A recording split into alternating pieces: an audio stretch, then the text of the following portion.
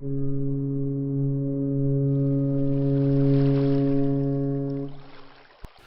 Dick Purinton of the Washington Island Ferry Line, and I'm a member of the Friends of Plum and Pilot Islands. The fog signal building. In days before radar or GPS or other electronic means of navigation, sailors relied on the compass, clock, and lead line to assure their position relative to land and shallows. A slight set in the actual course sailed could spell disaster, especially during heavy fog, rain, or snow, whenever visibility was poor. Foghorns also aided the navigator by providing further means of warning to those who sailed close quarters, such as when transiting Death's Door Passage.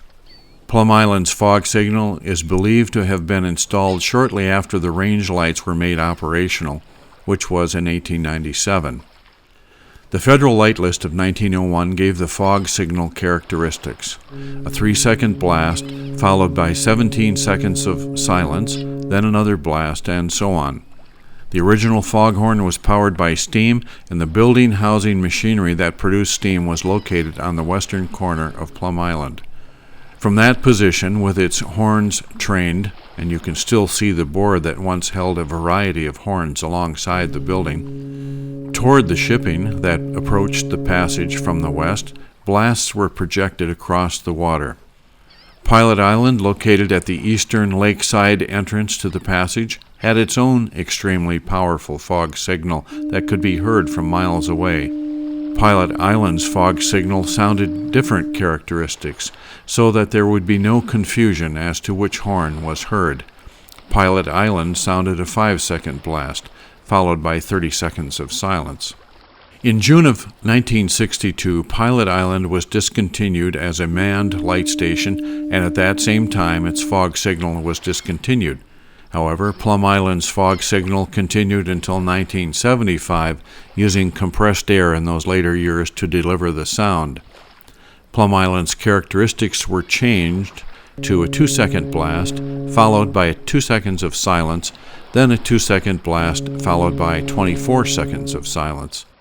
By 1975, and shortly after I began working on the ferries, the pilot house of nearly all large commercial vessels employed radar navigation, a much more accurate means than a fog signal for establishing a ship's position relative to landforms or shallows.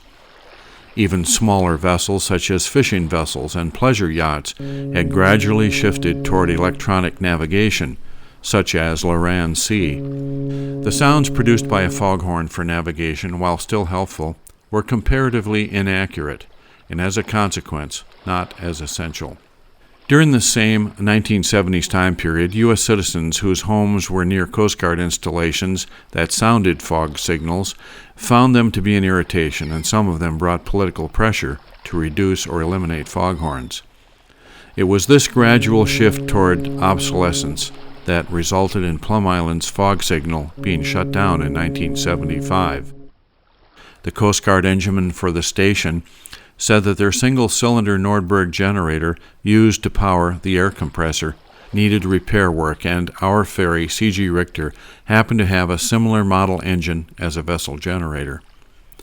I later learned from another Coast Guardsman that by his unofficial observation, once the fog signal was discontinued, and lacking the oppressive penetrating blasts produced night and day, Plum Island's white-tailed deer were able to thrive and reproduce.